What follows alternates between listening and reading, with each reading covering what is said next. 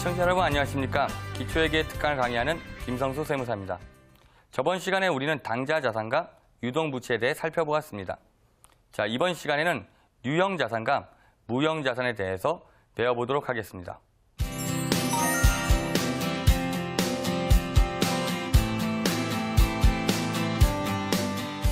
자, 그러면 우리가 유형 자산과 무형 자산에 대해서 살펴보도록 하죠.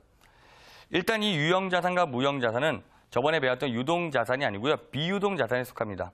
비유동 자산이니까 1년 이후에 현금화되는 자산이라 볼 수가 있고요. 자, 처음으로 유형 자산의 의미와 종류에 대해 살펴보도록 하죠. 자, 유형 자산의 가장 중요한 포인트라 본다면 사용 목적으로 보유하고 있다는 거죠. 자, 세 가지 포인트 정도 여러분들이 기억하시면 되는데요. 일단은 영업활동 1년을 초과해서 사용한다. 그 다음에 사용 목적이다. 그리고 물리적 실체가 있다는 게 이제 차이점이라 볼 수가 있고요. 무형 자산과의 차이점, 물리적 실체가 있다는 면이 차이가 있겠죠. 자, 유형 자산에는 이제 이런 것들이 있는데요. 토지, 건물, 구축물, 기계장치, 건설 중인 자산, 차량 운반구, 비품 등이 있고요. 자, 뭐 토지야 뭐 이제 알고 있는 그 땅을 말하고요. 건물은 회사가 사용 목적으로 보유한 건물, 뭐 공장 건물이라든지 본사 사업 같은 걸 의미하고 있고요. 구축물이라는 이제 개정은 이제 건축물을 말해요. 그러니까 건물과 구축물의 차이점을 물어본다면은 건물은 이제 이런 거죠. 기둥도 있고 지붕도 있고 벽도 다 있으면 이걸 건물이라 그러고요. 구축물은 이 중에 하나가 없는 형태. 그래서 뭐 아니면 댐이라든지 아니면 교량이라든지 아니면요. 요즘엔 조경에도 관심이 많아서 뭐 조경 같은 것도 구축물이라는 개정을 사용하고요. 기계장치는 제품을 생산하는 유형 자산인 기계를 말하고요. 건설 중인 자산은 현재 제조 중인 유형 자산을 의미하고 있어요. 제조 중인 뭐 건물이라든지 이런 걸 의미하고요. 차량 운반구는 자동차라든지 아니면 육상 운반구를 의미하고요. 비품은 사용 목적으로 보유한 뭐 직기, 의자, 책상, 뭐 컴퓨터 이런 것들을 의미하고 있죠.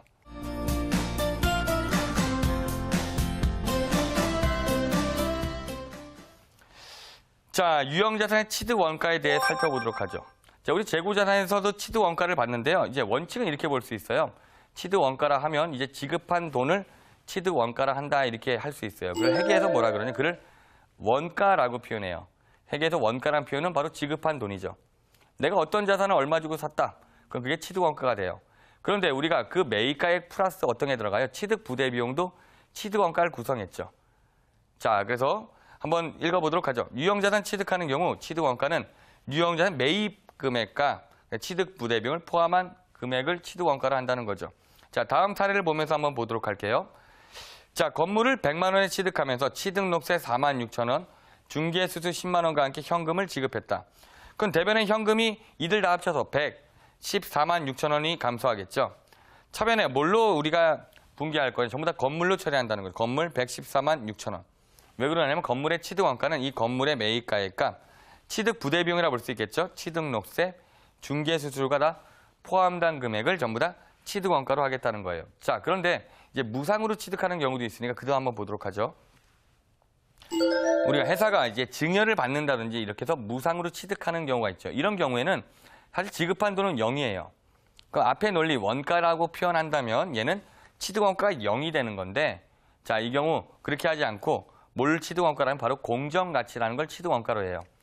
자, 그래서 회계에서 말하는 공정가치라 말하면 그냥 시가를 의미하고 있어요. 시가니까 그냥 시장 가치를 의미하고 있다 이렇게 이해하시면 되겠고요. 자, 그다음 이 공정가치는 특수관계자와의 거래에서 발생하는 게 아니죠. 특수관계자 이외의 자와 정상적인 교환 가치 정도라고 여러분들이 이해하시면 되겠어요.